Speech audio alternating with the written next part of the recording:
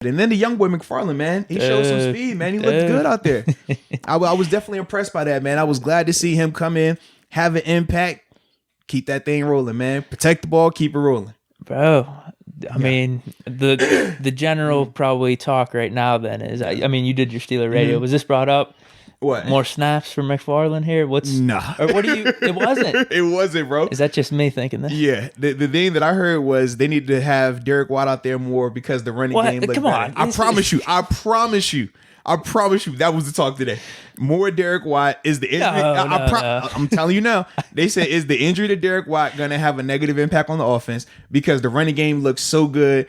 But the thing was this, even with the power running, it wasn't just with Derek out there. They used Vance as well out the gun with the some of the pulls and counter rushes. They had Ben and pistol sometimes. Yeah, that's what I'm saying. But I'm just letting you know that was the consensus. It wasn't this whole running back. All right, next running back, get McFarland. People are back on the James Conner is the guy. He's the bell cow. Even Coach Tomlin said he's the bell cow after this performance. I think we can agree with that. But man, so he had 6 rushes with 1 catch. He had 6 rushes for 42 yards and 1 catch. James had 18 rushes, 109 yards, a touchdown, and he had 4 catches for 40 yards. So 7 touches for McFarland yesterday, which it didn't feel like it was taking away anything from anyone else in the offense. Yeah. I mean, McFarland had 7 touches. Benny Snell had 7 carries as well. Yeah, what did you say, Samuel? Samuel had 2 touches? Samuel had 1 touch and... Well, he had, I don't know what the hell we were doing, because we did this both with Samuel and McFarland on like a 3rd and 1. Yeah, and ran them inside. Yeah. Listen, if the McFarland one would have worked, obviously I'd be singing the praises of that. Yeah. Like, oh man, this guy really has it here. But come on, man, Samuel on a 3rd and 1. Let's get Snell or Connor in there at least. Well, the thing that I would say is this: I don't mind whichever running back they had back there, but the strength of the Texans' defense was their interior. They struggled on the perimeters. We said even when we watched them against Baltimore, they didn't have an edge of the defense, and that's why all those counters, all those powers, all those outside hitting runs that we saw James gash them with. That's where I would want the play to go if I'm going to use Samuel. So I'm going to use McFarland. I want to have them guys on the perimeter because that was where they struggled. They still haven't fixed it. I went back and watched the Chiefs game again, and I was like, even with Clyde, he's still, a lot of his runs, a lot of his success was on the perimeter. I don't know why their defense is set up the way it is, but they don't force the ball back. And what I mean by that is when you think about our defense, right? TJ and Bud, they hardly ever let anything outside of them. A lot of times Cam and Tuitt pull up plays as 3 techniques, right? Shooting through the B gaps.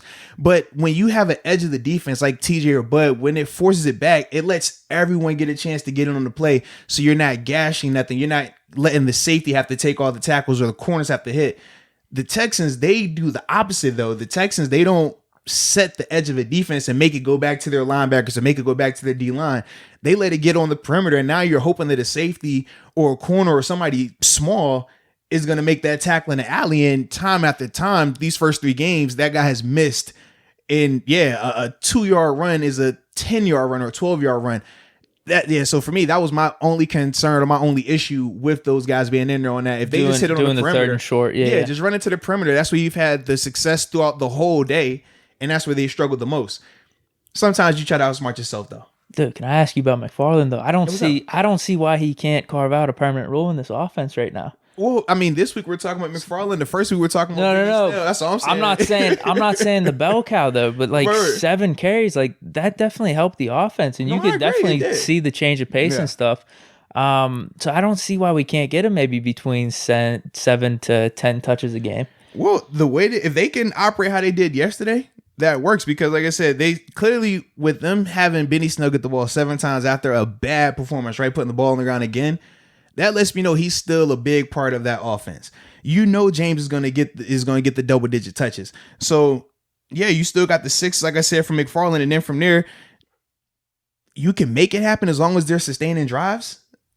For me, I still don't want to put too much of an emphasis on trying to split them dudes up if James is healthy, though. If James is healthy, I like him to be out there because we see what he is doing right now. This game, I thought, was his best game in a while, man, in terms of his running demeanor, in terms of just the confidence that he played with. We said in week 2, he didn't have that type of confidence. Even though he had over 100 rushing, he just didn't look like that. He had the one run, man, I remember he got blasted in the shoulder. Do you remember this? And I was like, oh shit.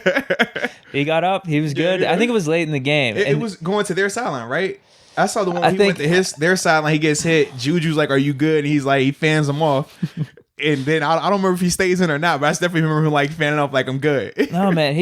Like I said, he's not this flashy runner, but he ran good yesterday. Like you could definitely, there was a difference, I think, between this week and last week. Yeah.